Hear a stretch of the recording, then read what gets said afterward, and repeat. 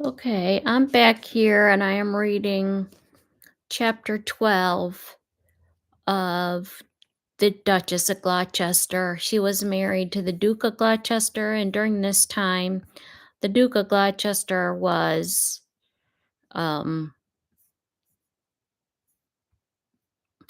he was the Governor General of Australia in 1945, and I explained some of the harrowing journey that they had on a boat taking two small children over to Australia. And the conditions were, at that time, they were, the country wasn't as developed as any country of today. And so their time there was, you know, quite interesting, had some experiences. We found Alice fending off snakes. It was very hot, especially for two small children, just keeping her and Henry and herself cool. They had a lot of duties there. Australia is a very, very it's a big country. It's so vast and it has a lot of different areas, and it's a very, very important country. I mean, I believe to the Commonwealth, to the Queen, and it has a lot of good connections there. Um So I just this he was appointed the Governor General of Australia. His brother had passed away in that tragic pilot accident, and then George was going to be the Governor of Australia, and he died, and then suddenly Henry had to step in. It's the same is true when um, David had abdicated the throne for Wallace. It boosted up George VI into having to assume the position of king.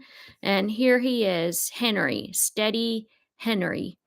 And he fulfilled his duties very, very nicely. He outlived all of his brothers as and he was a wonderful this Henry here, Harry, he was also called Harry, is a really wonderful support in the family, wonderful support system to his brother, King George VI, and also, um, the Queen. And he's got, so that's him. And he and Alice, they're seen here. You can see this. They're seen on this stamp in Australia in 1945. He had a list of honors here, you know. I can't quite figure out, like, and here are their two young sons, William and then Richard. And they were this young when, they were that little when he was the Governor General of Australia. So that's just to show you. We're near the end of the book. We've got probably 50 pages to read, but they're short chapters. So I'll get started. In our first year, we concentrated on the capital cities. The second year, we visited the country areas and agricultural shows, the sheep and the cattle stations, the county towns. This was much more enjoyable. The year began well, too, and with a restful and happy month-long holiday in Tasmania. It was a great relief to have a respite from official cares and constant publicity. We were lent a charming house near the beach at Devonport, belonging to the Lane family, much respected in that town. We could not have been treated with a greater courtesy by the local people. In the mornings, we would find welcome presents such as baskets and strawberries and fresh cream in our garden gate, left there by well wishers. We were made an expedition to a silver mine, miles from anywhere, leaving the car of Burnay. It's going to shut my phone off because I get these text messages. We were made an expedition to a silver mine, miles from anywhere, leaving our car in Burnay and embarking in a taxi fitted with wheels to run along a narrow railway line. We trundled comfortably through lovely scenery full of giant tree ferns and over a bridge with no sides. A roaring river rushing along the gorge was below us. The countryside reminded me so much of Scotland, and the weather through it could be warmer. It was also somewhat similar, being wet and very variable. Things could be familiar. We were persuaded to attend the local race meeting yesterday. It was deluged with rain, which was rather sad as people were longing to show off their race course and they wanted to meet us. We huddled together in very rickety stand with rain pouring in until they canceled the meeting and then went and had tea in a tent full of leeks. There were novelties, too. We took a picnic at a delightful spot except for the leeches.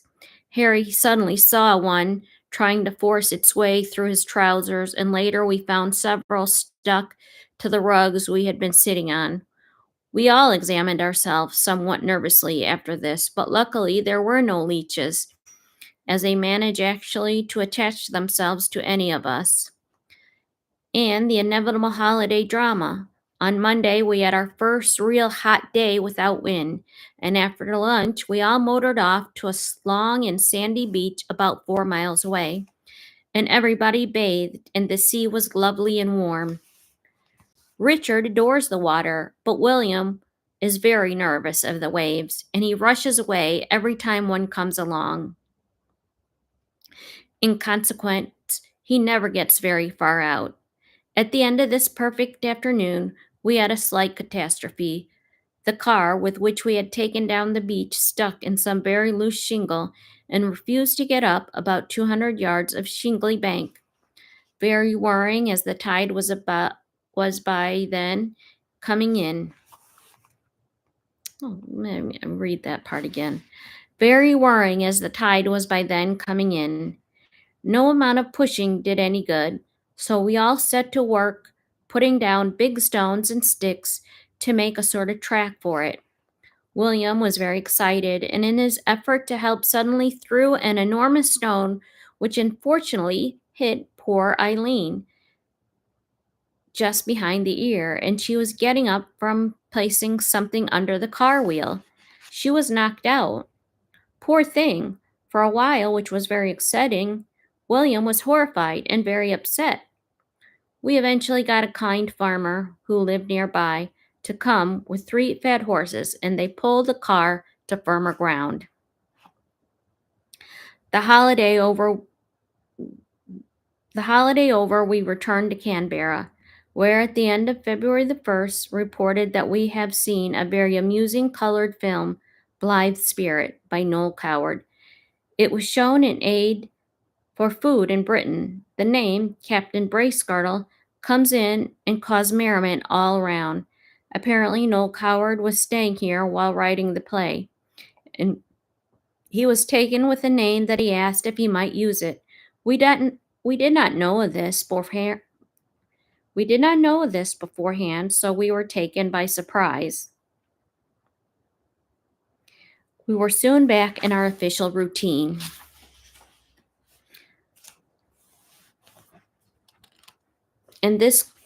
We were soon back in our official routine. It was such a large country, this called for a lot of flying, entailing early starts, which was something I never much enjoyed. A lot of the trips were bumpy. Once or twice we were caught in frightening storms. Engines were known to fail, tires were known to burst, so I always set off in a state of some trepidation. Already, on March 11th, I am complaining that we have had a rather bumpy flight to Bega, New South Wales, and the aerodrome, which was only a strip on the top of the hill, it was rather hard to find. Luckily, it had another airplane sitting in it, which helped us distinguish it from the rest of the country. There followed a much longer air journey when Prince Henry undertook the first visit in the history of Governor Generalship to Norfolk Island.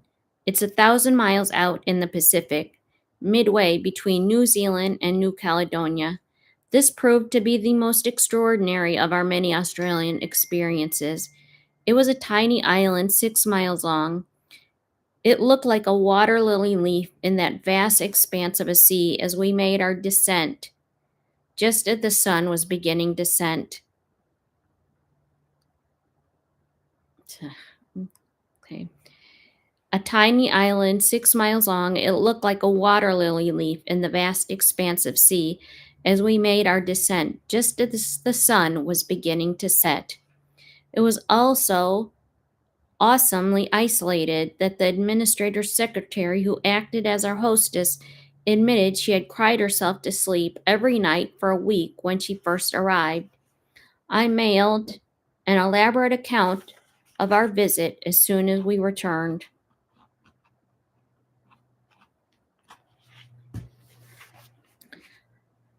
Okay.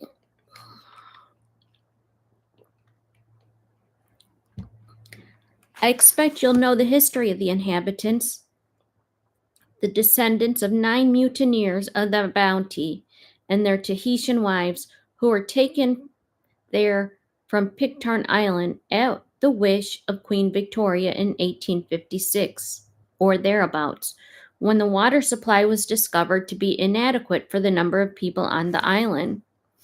During this war, the New Zealanders made an aerodrome, and 2,000 of them were defending it at one time in case the Japs could try and get it at base. Looking down from the air, the runway seemed to occupy most of the island. The population there is 800, counting the children, but they have over 900 horses. Everybody rides, old and young alike. Government House. It's a rather sinister looking building built by the convicts. There was a convict settlement before the Pitcairn Islands arrived. We bumped over the grass between the horses and cows as there was no road. Also, no garden, except for a few geranium bushes, and up against the house, all around were gruesome looking remains of tumble down convicts, prisoners, and walls, hangman gates, and such alike, all rather spooky in the setting sun. We had a dinner party that evening, a very tight fit in the small dining room. Most of the people are rather peculiar looking. To us, they talk very good but old fashioned English, and amongst themselves, they use a sort of patois, a mixture of English and some tribal language of their ancestors, I suppose. The dinner was a very disorganized affair. Some people were eating the sweet while others still had their fish plates in front of them. Husbands sat next to wives. The following morning, we went for a swim, picking our way through the barbed wire to the beach, which made us think it would not have proved an unsuperable defense had the Japanese invaded. And then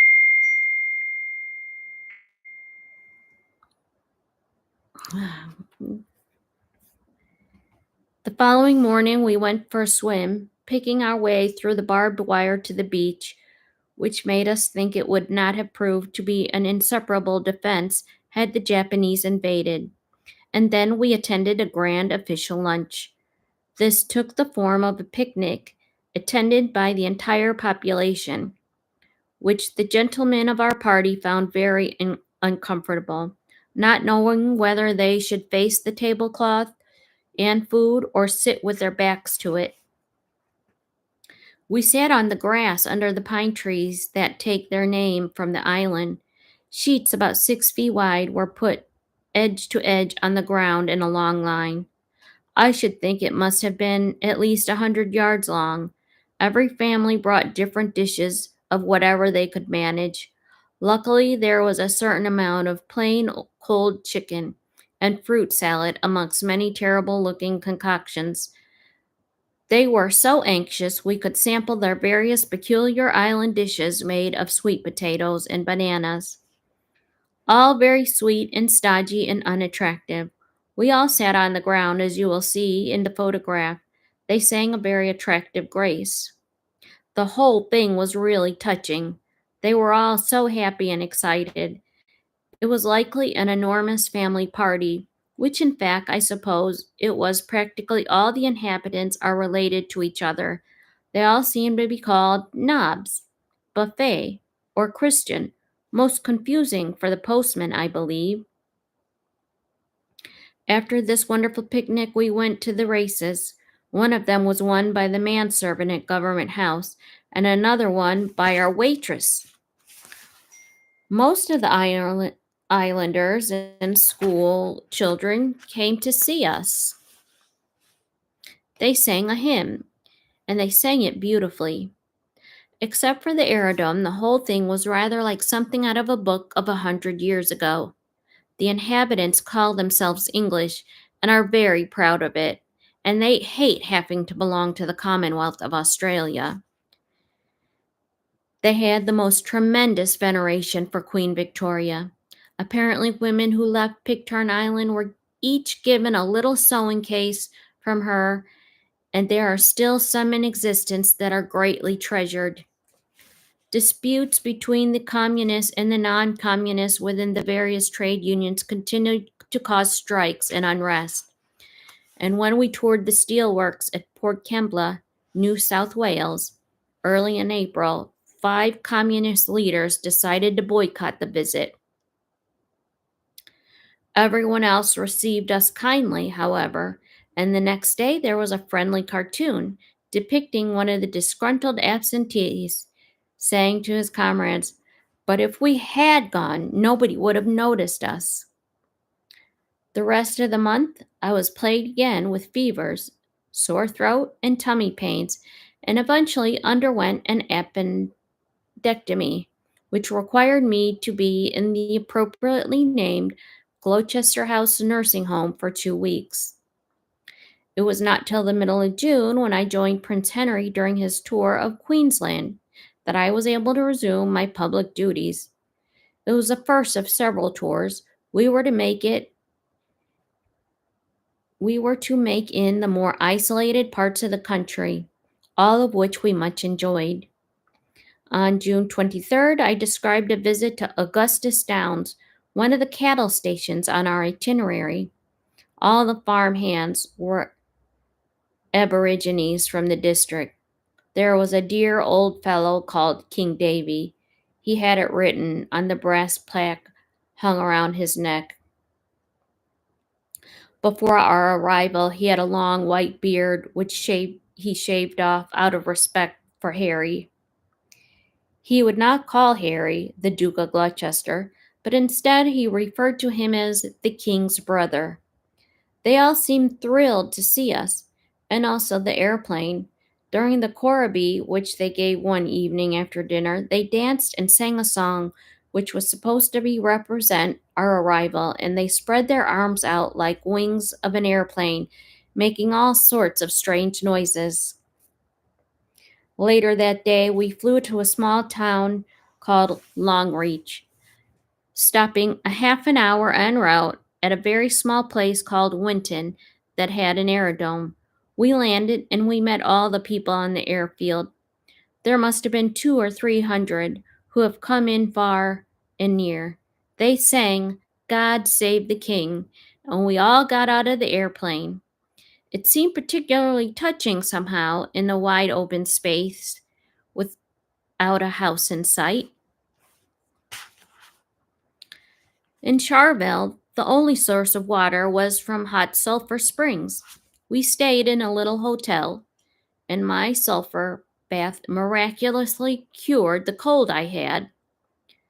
At Thargomindah, a place of mere dozen houses, we were in about as remote an area of inhabitable continent as it was possible to be. There was no rain for 4 years, but the post was delivered once a fortnight, and people were wonderfully cheered and contented. In Mantaroo, the water from the artesian bore was hot. It was so hot it had to be left cool for that day. It was gratifying for us to know that none of these places had been previously visited by governor generals. At intervals, I sent parcels of supplies to my relatives in England.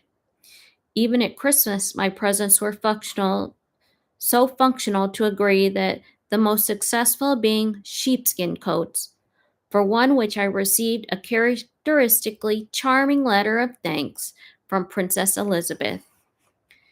The most basic foods were still in short supply, and on one occasion I sent Queen Mary a dozen eggs, buried for protection and fresh keeping in a tin of lard. What became of them, our correspondence does not relate. Food in Australia was not only plentiful, but it was also very good.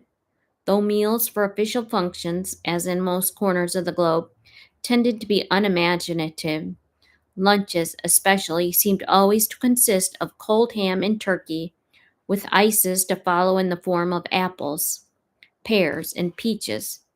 They were frozen so hard they invariably shot off the plate as soon as one applied a spoon or a fork.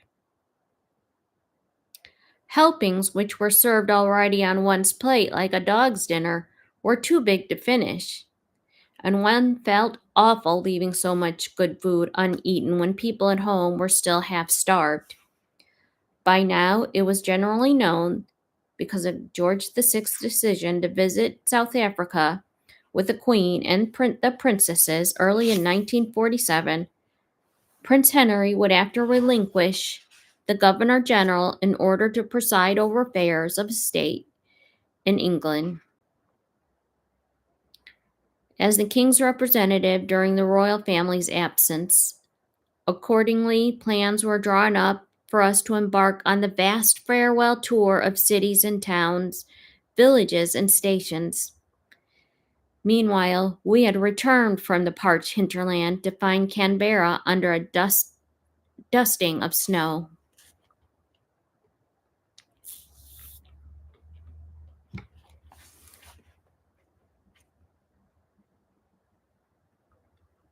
Plans could turn out to be equally confusing and unexpected. An inspection of convalescent homes prompted me to mention on July 17th that we motored to the next home, which we had been told by Sydney Red Cross was a convalescent home for ex-servicewomen. So when we found on arrival a guard of honor of hard-bitten old diggers, we were slightly taken aback. Apparently it had ceased to be a convalescent home for servicewomen in 1943. People were always extremely anxious to see children, so we introduced them as often as possible, usually with refreshing consequences. At one cocktail party, for instance, William was put in charge of Dame Mary Hughes, a rather stout lady. Surveying the company assembled in the drawing room at Canberra, she spied Richard at the far end of the room and said she would like to meet him too. "Oh, yes," William said manfully, at age 3. "I'll take you to him." But after much unproductive pushing and shoving on her behalf, he declared, "I'm very sorry. We'll have to go around by the corridor. You're too fat." On another occasion, we all went to plant a tree at the spot where Captain Cook first landed. After shaking hands with the official party and wives of the land stage, William looked rather disappointed and asked, "But where's Captain Cook?" Our leave-taking began in Brisbane, from where we made an 8.5-hour flight to Darwin in the Northern Territory. We were getting ready for a garden party on the evening of our first full day when my maid said, "I wouldn't have had the iced coffee if I were you." "Really? Why not?" I asked. "I've just seen it being made in the washing machine." There were other discomforts. The sandflies were so bloodthirsty I had to cover my legs with a towel during lunch. At a place called Elsie Station, crocodiles bathed in what has become our drinking water. There were disagreeably large spiders in abundance, and we had to sleep on mattresses stuffed with 200 cows' tails.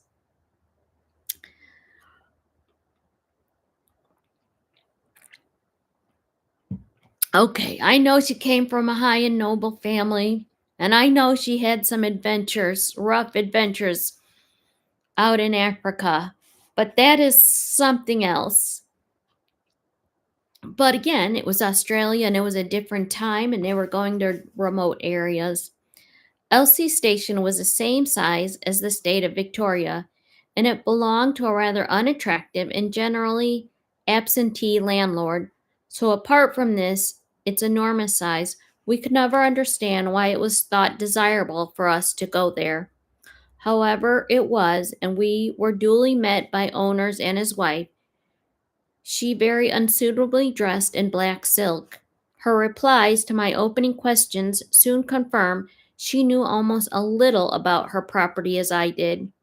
We met a nice manager, whom we looked forward to seeing again at dinner, but were dismayed to find had not been asked to any meal, apparently because our host considered him too much of a social inferior to eat with us. The next day, we were driven to see some tree named after a famous pioneer called Mrs. Gunn. When we had taken a photograph and got back into a car from the return journey, the digger, who was acting as a chauffeur, turned to our host and said cheerily, "Very sorry, sir, I'm afraid I'm bushed." Lost in other words. The old man, not surprisingly, was unable to help, but became so agitated and offensive that I was quite worried for our safety and the safety of myself. I looked imploringly at the driver, and to my relief and astonishment, he gave me a long and knowing wink. We proceeded to the bump off town a track, and after a short time, to the exasperation of the landlord, arrived back at Mrs. Gunn's tree. "Crikey," explained the driver without much conviction. "I must have taken the wrong road. Let's try this one." And off we went, bumped again. Needless to say, he knew the way backwards, and having got even with his boss, brought us home without further ado. One could well sympathize. It transpired that the landlord had in fact never visited the station before, despite having owned it for several years. Later, when the film The Overlanders appeared, we recognized they had used Elsie Station as the location. This rather bizarre experience over, we traveled indirectly to Alice Springs, the center of the continent. We were opened the town's first hospital and then passed the night in the building, as it was deemed the most suitable accommodation. We also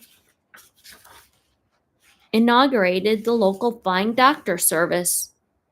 In my report to Queen Mary, I continued, "In the afternoon, we went to the races, very amateur and much more amusing in consequence.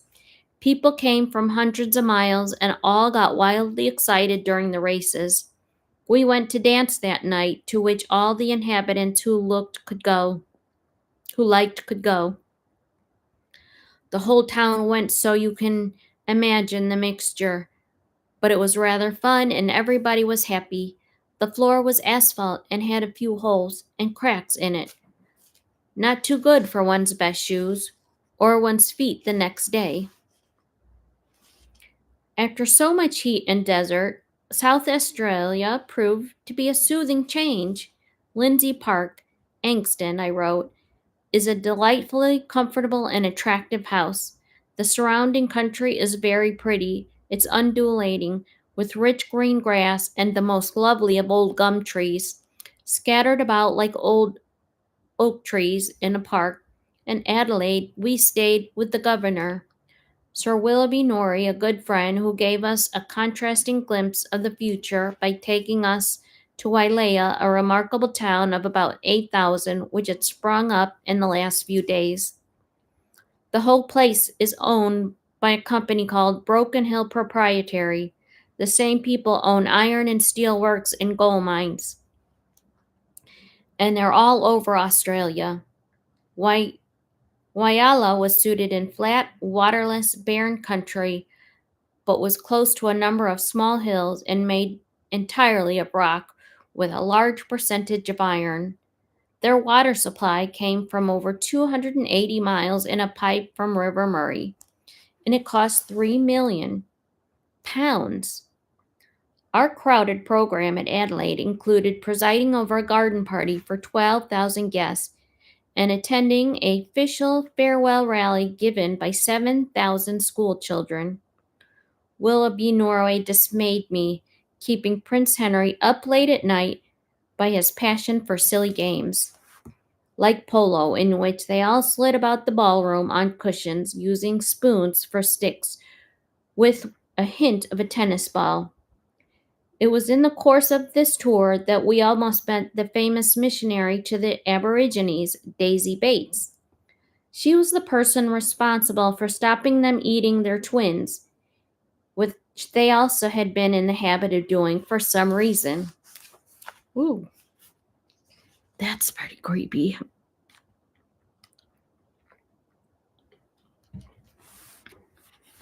The farewell program continued unabated through September and October, culminating in a memorable visit to Perth in Western Australia, made beautiful at the time of the year by a profusion of spring wildflowers.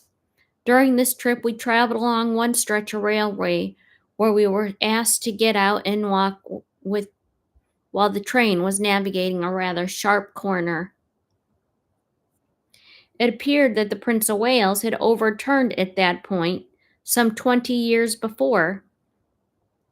So we returned in the middle of the month, having logged another 5,000 miles to find William's health again causing concern. He subsequently had his tonsils and his adenoids removed in an operation at Government House. What a number of doctors you seem to have had for an operation, commented Queen Mary before passing on to another topic of interest.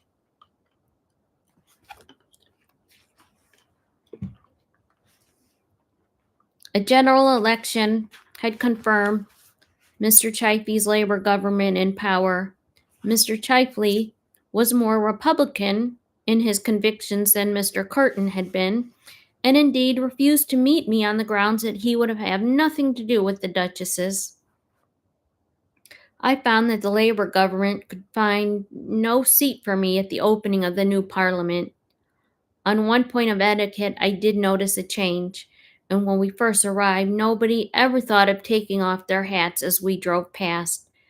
But by the time we left, this had changed noticeably. On the 12th of January, 1947, I broadcast a farewell address, and despite inconveniences at the outset, the delicacy of the political situation, and the ill health that had dogged us as a family, we much regretted having to leave. The people had given us a wonderful reception wherever we went, and the country and the climate also won our affection. My speech was as follows. Oh, this is a very long speech, but just a couple pages and we are going to wrap this chapter up.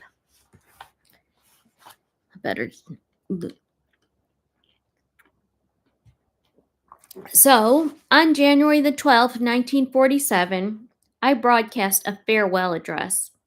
Despite the inconveniences at the outset, the delicacy of the political situation, and the ill health that had dogged us as a family,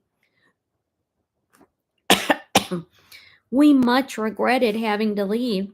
The people had given us a wonderful reception wherever we went, and the country and climate had also won our affection. It is with sadness that I realize the moment has now come for me to say to you women and children of Australia, a few words of farewell. Up till 2 months ago, we were still visiting new places and making new acquaintances, and for many months more we could have gone on doing so, for yours is a large country to cover in 2 years. Amongst the places we have visited have been many that have greatly attracted us, as we have gladly stayed there a while to enjoy the scenery and visit the homesteads of people dwelling in those parts. By time and tide, wait for no man, and a fleeting visit was all we could ever spare to any one district, and to which all of you have ever had small children will know, and realized there was something else that was calling us and bringing us back home. For even in Yaramula was not really our home, it was been so to two small boys, too young to remember any other. And a home without a father or mother for too long is not a good thing. That's a good point to point out. William and Richard spent their very early toddler formative years in Australia. As she said, they won't remember it, but that was their first home. On the many grounds, I have met so many people and have asked me, "How do you like Australia?" As there was seldom time for me to answer them, and maybe they're still wondering. I think the shortest and the truest answer I would give that question is I like it very much, and I think it's a fine country which could still be finer. Or maybe I think the shortest and truest answer I could give to that question is I like it very much and think it is a fine country which could be finer still. It would take more time than I have tonight to give you all my impressions of this country, covering such vast areas with such differences of climate and natural surroundings. There must, of course, be a great variety of conditions affecting the lives of people.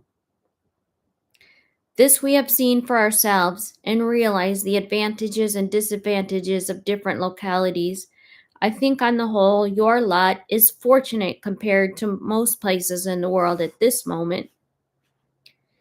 Nature has endowed this country with much of the old country lacks. It has space and sunshine in particular, and besides that, I find your predecessors have brought here the characteristics, the customs, and the old traditions of the mother country which made her so great throughout the course of the years. Please remember these always and never let them die, for they give you the background that would otherwise be missing in a country as young as yours. And this brings to mind another question I have so frequently been asked, which is, do you find us very different out here from those at home? My answer has always been, no, indeed. Why should you be? I find the same familiar names of people and places, the same worries and grumbles, but luckily the same good sense of humor is everywhere, as at home. Some people I find are more Scotch, and some are more Irish, and some are even more English than the English themselves. One thing I must mention is that we have so greatly appreciated the wonderful welcomes given to us and everywhere, the eager and expectant faces of the children and their spontaneous and hearty cheers. I hope we have fulfilled their expectations and inspired them to continue loyalty to the Crown Empire, the seeds of which have undoubtedly already been sown by parents and teachers in all districts. Time and time again, I've heard from amongst you kind words such as bless you and thank you for coming to see us. In case you think I might not have heard, I would like to thank you now. And to those who are too busy on distant farm and station to come see us in person, I'd like to say that we did notice the flags you put up on your gate posts to greet us as we motored by and appreciated that loyal gesture. And to you who live in the faraway places, may I say that many a time I looked out on your homes with a bird's eye view from our airplane and wondered how you lived and fared, and how you tried, often in vain, to see a road or a track to connect you with somewhere else, and realize how hard and often lonely your lives might be in such places. So now I must say goodbye. And I know that my two sons, too young to speak to you themselves, but staying up late to listen to me, would like me to say goodbye to you for them also. We shall always remember our time in Australia and send to all of you everywhere our best wishes. Prince Henry left by aeroplane some weeks ahead of the rest of us, who returned with all the luggage on the Rangati, one of the few New Zealand passenger ships still in service. When we stopped at Pitcairn Island, Many of the inhabitants came on board with little presents, and at the Panama Canal, William was allowed to work the lock. The governor gave a lunch in our honor and also said he had arranged for a salute to be fired. As we drove along, I told William not to be frightened when he heard the guns. A few minutes later, there were some pops. "Are those the guns?" William asked. "Oh no," I said. "That's just a motorbike backfiring." The governor, who was escorting us, looked rather pained at this and revealed that they had indeed been his salute. We stopped and refueled again at the Dutch island in Curacao in the Caribbean, where we also had lunch with a very charming Dutch governor and his wife. In the bazaar, I was bitten in the heel by a cat while buying some watches. I had been standing on its tail, so perhaps it was hardly surprising. We arrived in London in March. Nearing our journey's end, there was a freak wave that hit us, and seawater poured in a cascade down the gangway into the dining saloon. Our engines broke down, so we completed the last leg of our voyage, assisted by a hastily erected sail. And that is the end of chapter 12. And the Duke and Duchess and their small young children's time over in Australia.